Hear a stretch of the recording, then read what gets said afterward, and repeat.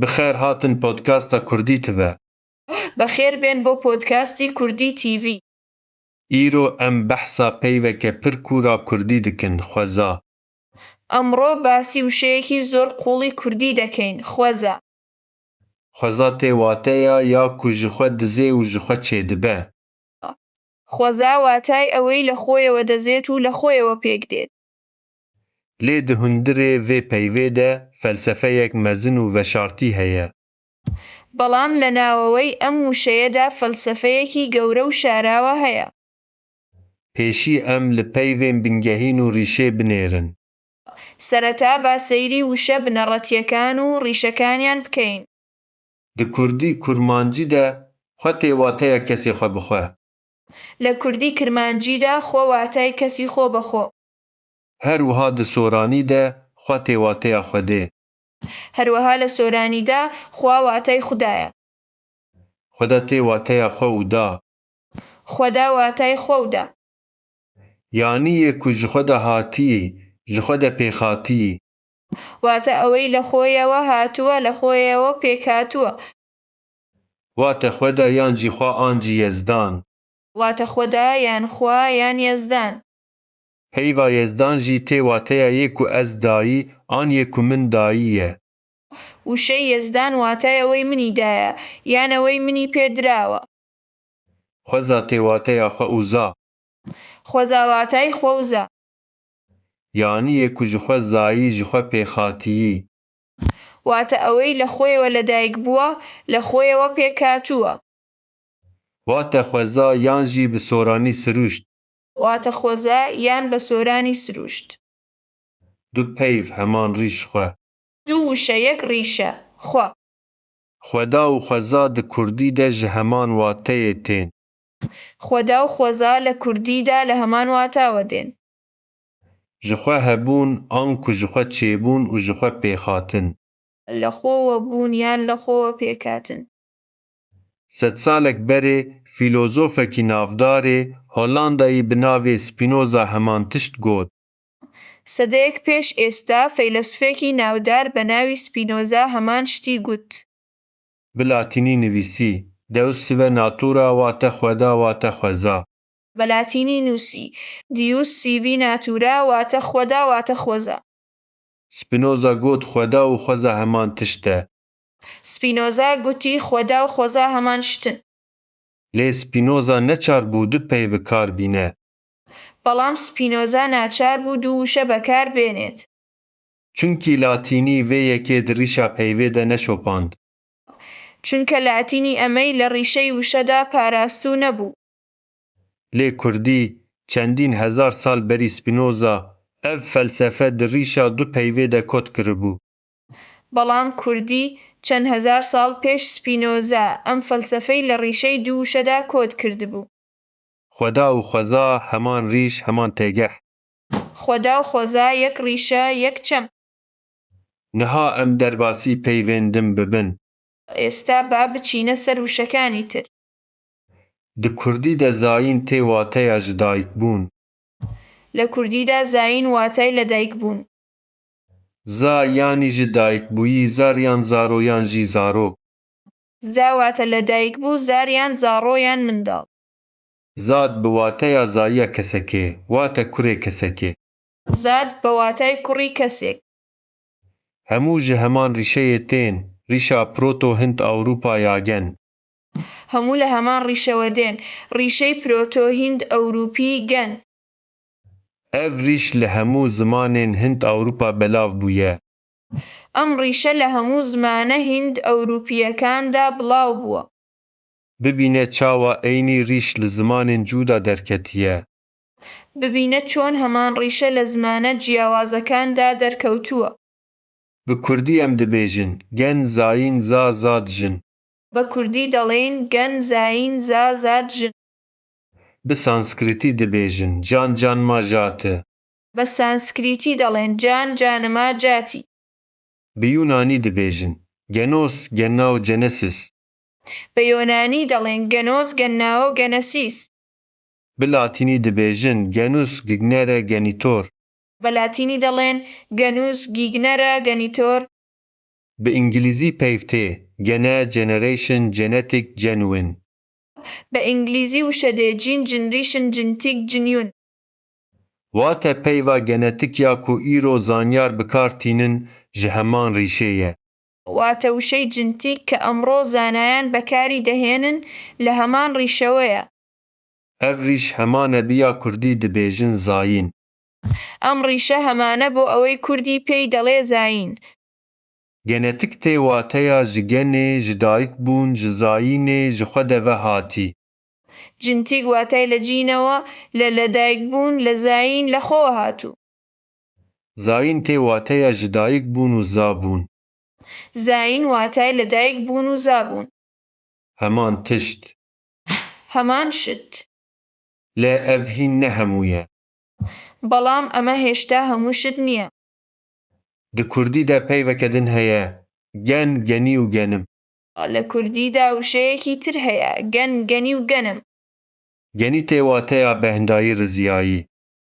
گەنی واتای بۆن دراوڕزی و Dema ku zindiyek dimire, piştî demekê ew caniyan gen genî dibe. کاتێک زیندەوەرێک دەمرێت دوای ماوەیەک ئەو گیان یان گەنگەنی دەبێت An canî dibe. یان کانی دەبێت. Lê di vê genîbûnê de tiştek balkêş diqewime. بەڵام لەم گەنیبوونەدا شتێکی سەرنجڕاکێش ڕوودەدات. Ji laşê caniyan genî, piştî canîbûnê jiyaneke nû pêk tê. لە لاشەی کانی یان گەنی دوای کانیبوون ژیانێکی نوێ پێک دێت. Zindîbûneke nû pêk tê û kurmik derdikevin. زیندویەتیەکی نوێ پێک دێت و کرمەکان دەردەکەون. Kurmik dibin xwarina çûkan, masiyan û ajalan. کرمەکان دەبنە خۆراکی باڵندە ماسی و ئاژەڵان. Ax bi madeyên organîk dewlemend dibe. خاک بە ماددە ئۆرگانیکیەکان دەوڵەمەند دەبێت. Ji wê axê geha dipişke dar mezin dibe. لەو خاکە گژوگیا دەڕوێت دارگەورە دەبێت. Yanî mirin destpêka jiyanê ye. واتە مردن سەرەتای ژیانە. Ev tamiya ku îro zanistiya modern dibêje. ئەمە تەواو ئەوەیە کە ئەمڕۆ زانستی مۆدێرن دەیڵێت. Ekolojî dibêje kurmik, mantar û bakterî pergala jiyanê pêk tînin. ئیکۆلۆجی دەڵێت کرم کەڕ و بەکتریا سیستەمی ژیان پێکدێنن. Bê wan hîç tişt nedibû. پێ ئەوان هیچ شت ڕوویدا بوو. Madeyên mirî dê di nava xwe de bimîna. ماددە مردووەکان لە ناویاندا دەمانەوە. Ew kurmik û bakterî ji miriyê madeyên zindî vedigerînin. ئەو کرم و بەکتریایانە لە مردووەوە ماددە زیندووەکان دەگەڕێنەوە. Ev tam wateya peyva Kurdî genî ye. ئەمە تەواو واتای وشەی کوردی گەنیە. Lê bibîne çi rasthatinek balkêş heye. بەڵام ببینە چ ڕاستانێکی سەرنجڕاکێش هەیە. Genî, wate bêhendayî û geniyan can heman wate û rîşin.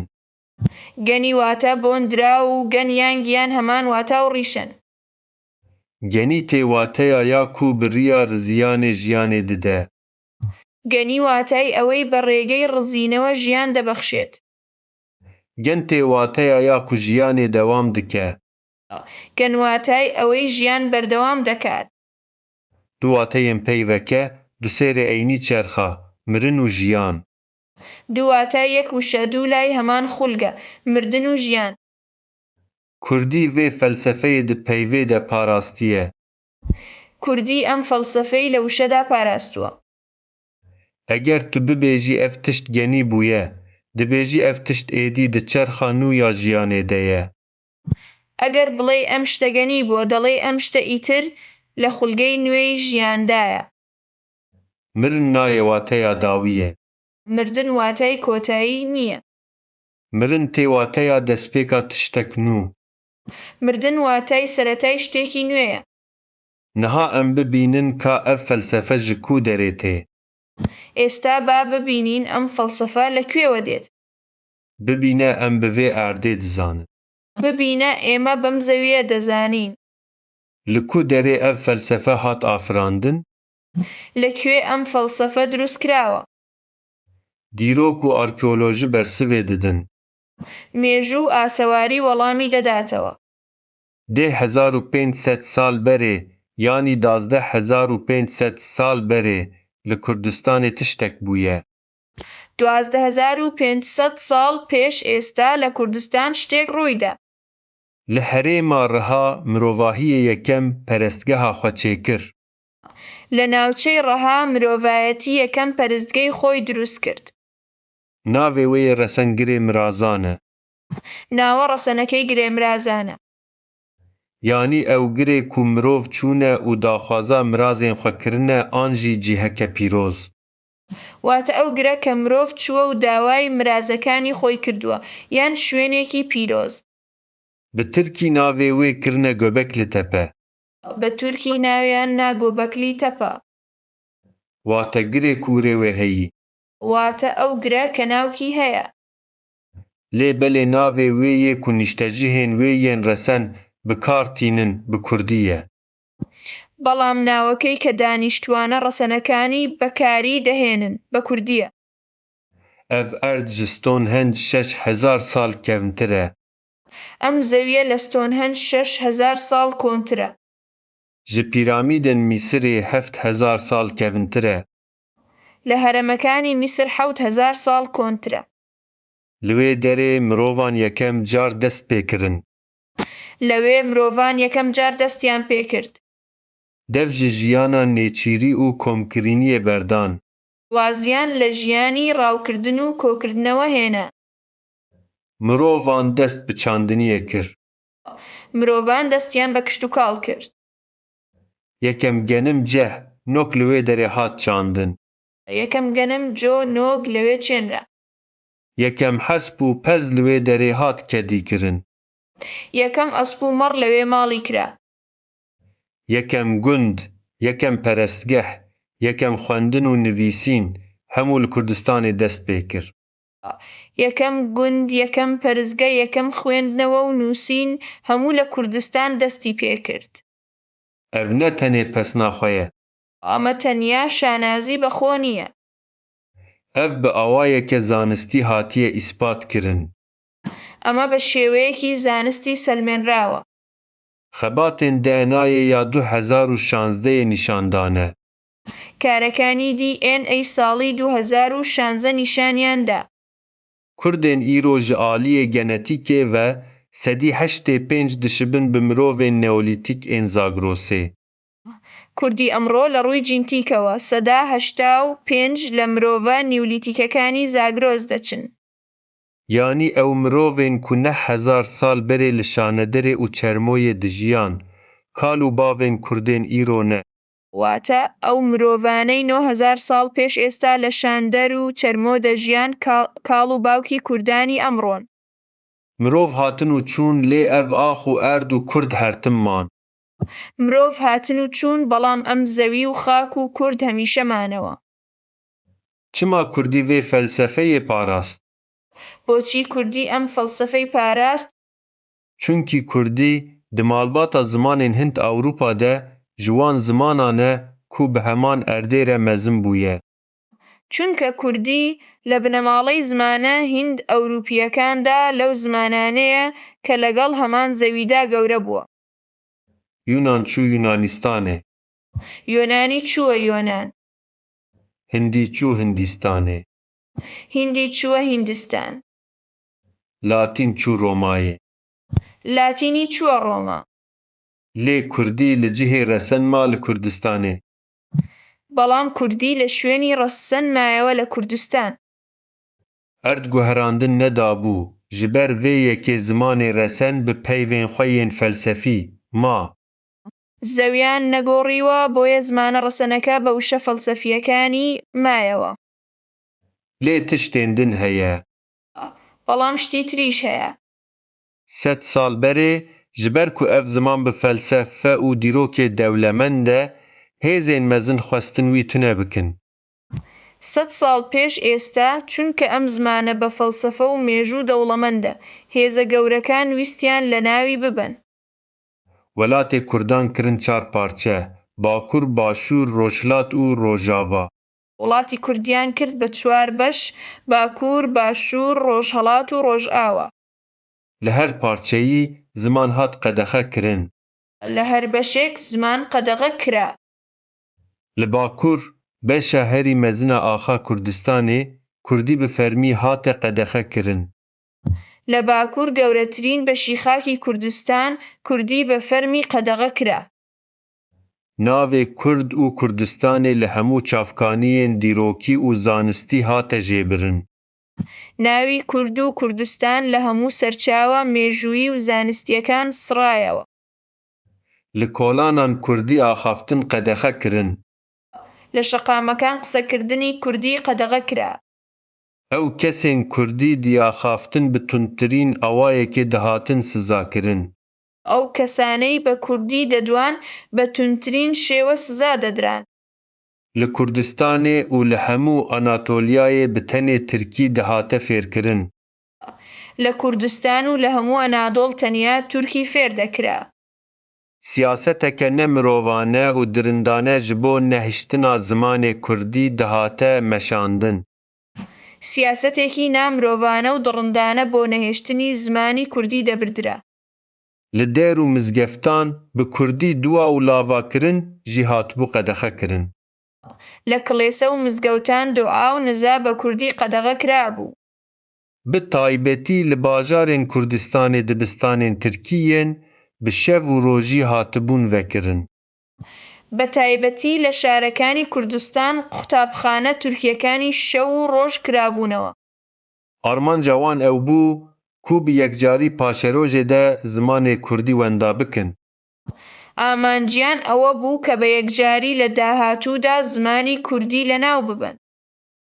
Bi rêya wan keçan zarokên Kurd bi Tirkî mezin bikin. بە ڕێگەی ئەو کچانە منداڵانی کورد بە تورکی گەورە بکەن. Navê gund, bajar û cografiyên xwecihîyên Kurdistanê hemû hatin Tirkî kirin. ناوی گوند، شار و جوگرافیا خۆجێیەکانی کوردستان هەموو کرانە تورکی. Li Rojhilat, Rojava û li Başûr jî bi şêwazên cuda heman siyaset dihate meşandin. لە ڕۆژهەڵات، ڕۆژاوا و باشوور بە شێوازی جیاواز هەمان سیاسەت دەبردرا. Siyaseta nehiştina navê Kurd û Kurdistanê û navên Kurdî yên zarokan dihate meşandin. سیاسەتی نەهێشتنی ناوی کورد و کوردستان و ناوە کوردیەکانی منداڵان دەبردرا. Cejnên Kurdan yên demsalî û xwezayiyên hezaran salan qedexe kirin. جەژنە کاتژمێریە و سروشتیەکانی هەزاران ساڵانی کورد قەدەغە کران. Heta nav û nasnameya Kurd dihat înkar kirin. تەنانەت ناو و ناسنامەی کورد ڕەت دەکرایەوە. Digotin ew dengê kart Kurtê ji berfê hatî yan Tirkên Çiyayî. دەیانگوت ئەو دەنگی قارد کورد لە بەفر هاتووە یان تورکی شاخاوی. Lê bibîne Kurdî hîn jî dijî. بەڵام ببینە کوردی هێشتا دەژی. Bi 100 sal zêdetir ku qedexeye lê hîn jî dijî. زیاتر لە 100 ساڵە کە قەدەغەیە بەڵام هێشتا دەژی. Çima? بۆچی؟ Çunkî Kurdî ne tenê amûreke axaftinê ye. چونکە کوردی تەنیا ئامرازێکی قسەکردن نییە. Kurdî nasnameya 12000 salî ye di axê de di bîrdanka gel de. کوردی ناسنامەی 12000 ساڵە لە خاکدا لە بیرگەی گەلدا. Tu nikarî vê yekê bikuje. تۆ ناتوانی ئەمە بکوژیت. Tu dikarî qedexe bikî lê ew her zindî dimîne û xwe ji nû ve diyafirîne. تۆ دەتوانی قەدەغەی بکەی بەڵام ئەو هەمیشە زیندوو دەمێنێتەوە و خۆی لە نوێوە دروست دەکاتەوە. Wekî destana Sîmir xwe ji xweliyên xwe diyafirîne. وەک ئەفسانەی سیمر خۆی لە خۆڵەمێشی خۆیەوە دروست دەکاتەوە. Wekî peyvên gen û can her dem zindî dimîne. وەک وشەکانی گەن و گیان هەمیشە زیندوو دەمێنێتەوە. Ev tam wateya peyva xweza ye. ئەمە تەواو واتای وشەی خۆزایە. Xweza tişta ji xwe ve zayî û pêxatî ji xwe ve jiyayî. خۆزا شتێکی لە خۆوە لەدایک بوو پێکات و لە خۆوە ژیاو.